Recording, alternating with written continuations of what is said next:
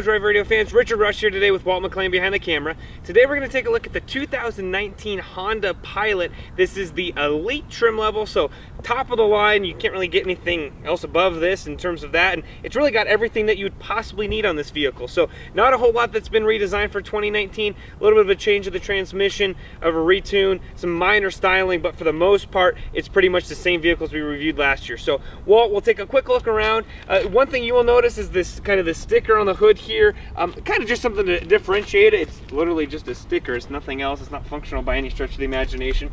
But what's new? Again, I mentioned the styling. They've retuned the 9-speed transmission to make it a little bit smoother.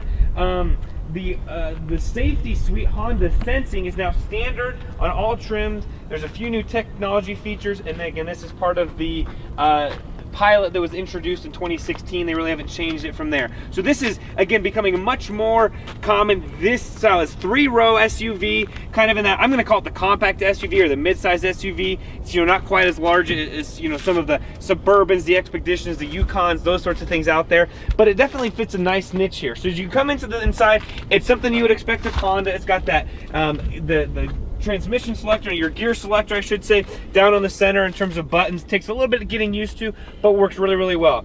You've got all the safety features you want. You've got a heated steering wheel, heated and ventilated front seats. You've got the infotainment system, which is kind of redesigned, retuned for this year as well. They've really enhanced that aspect of it. I mentioned the I mentioned the transmission again has been retuned as well.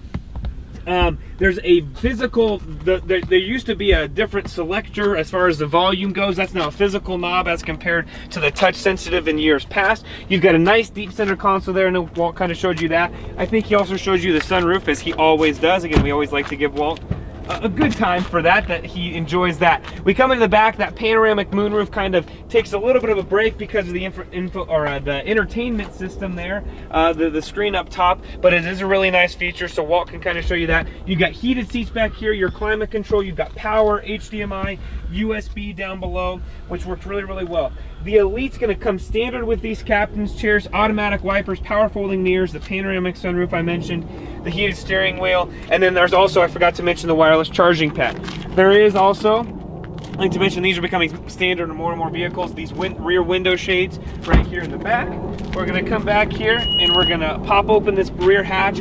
Automatic, of course, do you want to point that out? You've got a 60/40 rear folding seat back here. In order to get this back, you just kind of pull this up right here, and that's what you've got. So good amount of cargo room back here. My wife and I, again, as we always say, we own a Highlander, which is in the same segment of vehicle.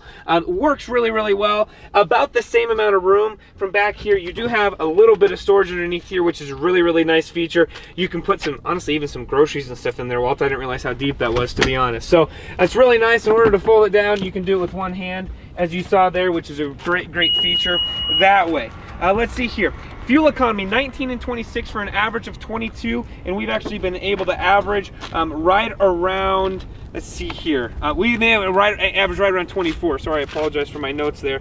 As far as cargo room, I want to see if I find it. I didn't write it down. Towing capacity, 2-wheel drives, 3,500, all-wheel drive, 5,000 pounds. So not quite as much as, again, some of those larger competitors I mentioned before, but enough that you're going to be able to pull a pole behind or whatever it would be, a pop-up trailer, that sort of thing. So as you come around, again, some people love the looks of this vehicle, some people don't. You're just going to have to be the judge yourself. This is honestly was in the running. It really is just going to be a matter of what, if you like this vehicle or not, if you like the Honda, if you like the Pilot look, whatever it might be.